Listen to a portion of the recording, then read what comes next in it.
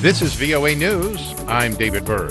The Taliban says it expects ongoing negotiations with the United States to conclude Sunday, finalizing a peace deal to end the 18-year-old war in Afghanistan. Taliban spokesman Zabihullah Mujahid told VOA on Saturday the two sides are fleshing out the details of a mechanism for U.S.-led foreign troops to withdraw from the country.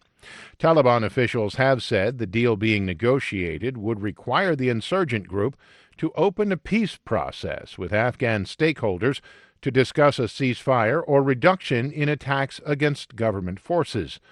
U.S. officials say the Taliban also would be bound to prevent al-Qaeda from establishing a safe haven in insurgent-controlled Afghan areas and to help defeat Islamic State terrorists inside the country.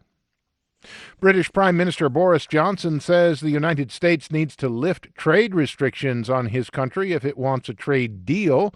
As AP's Shelley Adler reports, trade is expected to be a big issue when Johnson meets with President Donald Trump at the G7 summit in France Sunday. Toning down the trade war may be a tough sell, as we heard from President Trump late Friday night. Our tariffs are working out very well for us. People don't understand that yet.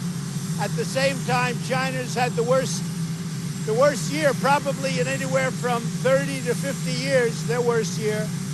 And they want to make a deal. But as Boris Johnson arrived in France for the G7 summit, he told reporters he would press Trump on the trade dispute. On trade with China and on free trade generally, you betcha, we are absolutely but you're the telling number. President Trump he should not be escalating the trade war with China. You bet. Britain relies heavily on global trade, and that includes China. I'm Shelley Adler. For more on these stories, be sure to visit our website, voanews.com. This is VOA News. North Korean state media said Sunday that leader Kim Jong-un oversaw the test firing of a newly developed, weapon on Saturday. North Korea launched what appeared to be two ballistic missiles into the sea off its east coast. Photos released in state media showed rockets launching from large tubes mounted on the back of a heavy vehicle. The Korean Central News Agency said Kim praised the system as a great weapon and had high praise for the scientists who designed and built it. Analysts said the system appears to be the fourth one developed by North Korea since denuclearization talks stalled at a summit in February with President Donald Trump. South Korea's National Security Council said it is continuing efforts to bring the North back to the talks, but little movement has occurred. The captain of an Iranian oil tanker pursued by the United States says it is now headed for Turkey amid heightened tensions between Tehran and Washington. We get the details from AP's Charles de Ledesma. The crew of the Adrian Darya updated its listed destination in its automatic identification system to Mersin, Turkey, a port city in the country's south and home to an oil terminal. However, mariners can input any destination into the AIS, so Turkey may not be its true destination.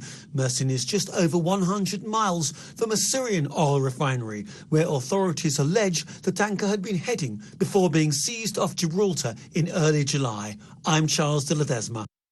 Hong Kong police fired tear gas to break up anti-government protests in an industrial suburb Saturday after activists threw gasoline bombs and bricks. Smoke from tear gas continued to linger into the night as police tried to disperse protesters that regrouped at the Wong Tai Sin MTR station. Earlier, thousands of demonstrators, many in hard hats and gas masks, charged a police station in the industrial Kwun Tong area. Some of the protesters threw stones and water bottles at police, who responded with tear gas and baton charges. Saturday's demonstrations were the latest in a weeks-long movement that began with calls to stop an extradition bill, which has been scrapped. It has expanded to include demands for full democracy in Hong Kong.